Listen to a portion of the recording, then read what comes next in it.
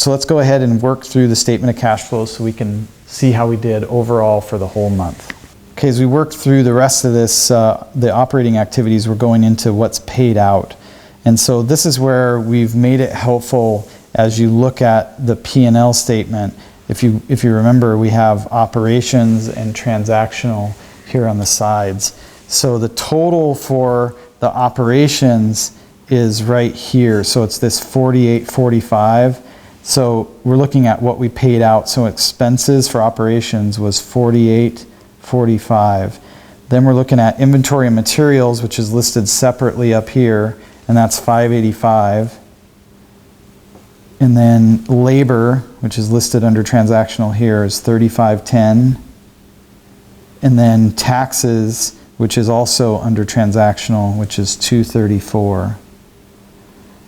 Okay, so we're going to total these up using our trusty calculator. So we start with 11.7 for our income, and then we're going to subtract the 48.45 because that's an expense, the 585, another expense, 3510, and finally the 234.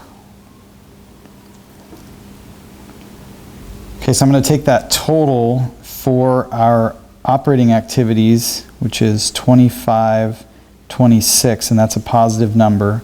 So we had more paid in than we had paid out for operational activities.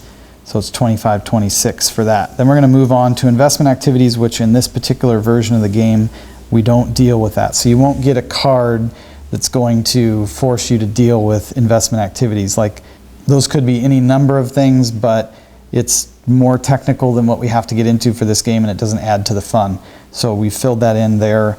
And then we're going to move on to financial activities, and we did not sell any stock. So that would be like if we had investors in the company.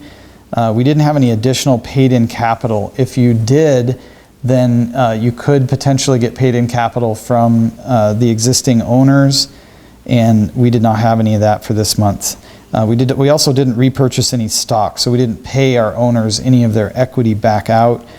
So we did not have any repurchase of stock or repayment of paid-in capital. In other words, we didn't pay any of the shareholders or the owner back for any of their initial investment. And we didn't pay any dividends to owners, and so the net is 0 for that. So net cash flow, everything comes down. You bring that 2526 down to the bottom. And the statement of cash flows for the month of April is very simple to complete.